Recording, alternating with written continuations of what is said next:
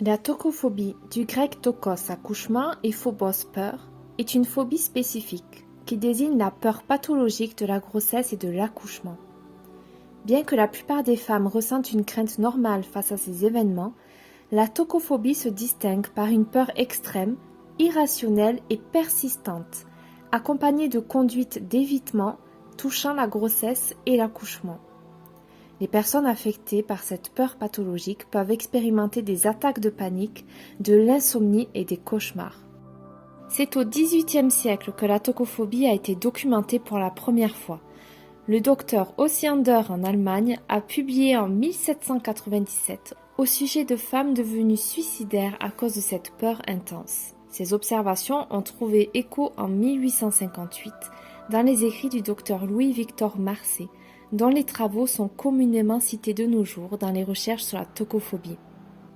Il y a 150 ans, les taux de mortalité maternelle et infantile étaient élevés, et on peut comprendre que la peur de la grossesse et de l'accouchement était fondée sur la réalité. De nos jours, les soins prodigués aux femmes enceintes sont plus sûrs que jamais auparavant et de ce fait, la peur extrême est considérée comme irrationnelle. Les pays scandinaves ont été les pionniers en recherche sur la tocophobie depuis le milieu des années 1980. En 2000, les chercheurs britanniques Christina Hofsberg et Ian Brockington ont utilisé pour la première fois le mot tocophobia dans un article scientifique, faisant ainsi entrer le terme dans la littérature médicale. Il n'y a pas de consensus général sur la définition exacte de la tocophobie et de ce fait, les estimations de prévalence dans la population varient beaucoup. Depuis 1997, la tocophobie était incluse dans la classification internationale des maladies, CIM-10, sous le code O99.80, grossesse, accouchement et puerpéralité. Actuellement, elle est classée sous le code F40.9, trouble anxiophobique sans précision. Tocophobie primaire et secondaire. La tocophobie peut être primaire ou secondaire. La tocophobie primaire affecte les femmes nullipares. Les femmes ont une peur profonde de l'accouchement et ce, même si certaines souhaitent ardemment devenir mères. La tocophobie primaire se développe souvent dans l'enfance ou l'adolescence, à la suite d'une expérience négative, telle qu'un abus sexuel ou le fait d'entendre des membres de la famille raconter des expériences négatives liées à l'accouchement. Certaines jeunes filles développent la phobie à la suite d'un visionnement d'un film sur l'accouchement, alors qu'elles n'ont pas reçu le soutien éducatif adéquat. La tocophobie secondaire touche les femmes nullipares. Elle est souvent le résultat d'un traumatisme vécu lors d'un accouchement, par exemple, donner naissance à un enfant mort-né ou affligé d'une malformation. Des cliniques multidisciplinaires existent dans la plupart des pays scandinaves et elles offrent des soins spécialisés aux femmes tocophobes. Une étude finlandaise datant de 2014 estime que la prévalence de la tocophobie se situe à un niveau un peu plus bas que les études antérieures avaient démontré, soit 2,5% à 4,5%, comparé aux estimations précédentes qui situaient la prévalence entre 6 et 10%.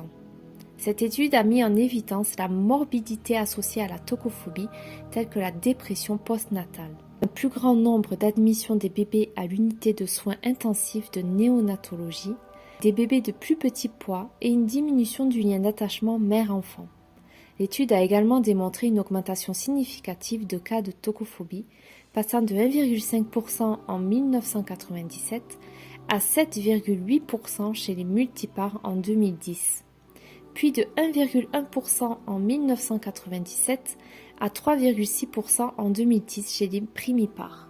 Il est possible que cette augmentation résulte d'une meilleure connaissance de la tocophobie par le public et le milieu médical.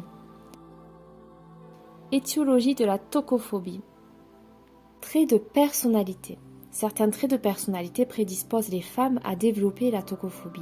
Il a été démontré que les femmes ayant une peur aiguë de l'accouchement se trouvent en plus grand nombre parmi les personnes souffrant d'anxiété généralisée et de dépression.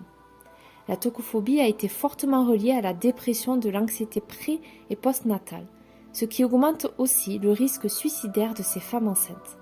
La tocophobie est plus répandue chez les femmes ayant une personnalité obsessive-compulsive, démontrant un comportement obsessif face à la propreté et à la contamination et qui recherche l'idéal dans l'expérience de la maternité et de l'accouchement. Cause physique, la tocophobie peut aussi résulter d'un abus sexuel. Les examens vaginaux peuvent alors déclencher des flashbacks. Une expérience d'accouchement traumatisante ou compliquée peut engendrer l'apparition de tocophobie. Cause sociale, il y a des preuves significatives démontrant que des facteurs d'ordre social peuvent contribuer au développement de la tocophobie. Les femmes sont influencées par l'expérience et les témoignages de leurs amis et membres de la famille lorsqu'elles sont enceintes. Les récits les plus communs concernant le travail et l'accouchement peuvent être source de peur chez les femmes. Elles peuvent craindre de ne pas être soulagées de la douleur ou d'être laissées seules pendant le travail. Les histoires racontées par l'entourage peuvent miner le sentiment de confiance dans la capacité à accoucher. Cause culturelle.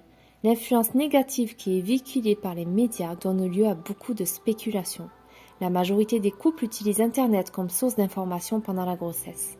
La qualité de l'information qui s'y trouve peut être déficiente ou incorrecte. Les émissions de télé-réalité sont devenues très populaires. Certaines de ces émissions montrent des images légèrement dramatisées de l'accouchement, de telle sorte que des adolescentes qui y sont exposées sans un soutien adéquat peuvent développer une peur pathologique. Conséquences de la tocophobie. Risque pour la mère, insomnie, manque de sommeil, dépression prénatale, demande pour avoir une césarienne, travail plus long, relié à l'augmentation de l'usage d'analgésiques épidurales, risque accru de dépression postnatale, risque accru d'accouchement assisté, recours à des instruments, troubles de stress post-traumatique, faible lien d'attachement avec le nourrisson, risque pour le bébé, faible lien d'attachement avec la mère, augmentation des admissions à l'unité de soins intensifs et néonatologie, 8% plus élevé. Nourrisson de plus petit poids à la naissance. Effet émotionnel à long terme sur le nourrisson. Prise en charge de la tocophobie. Les femmes tocophobes requièrent d'être prises en charge par une équipe professionnelle multidisciplinaire travaillant en étroite liaison. Dépendant de l'intensité de la peur, l'équipe de soutien sera composée d'un nombre plus ou moins grand de personnes.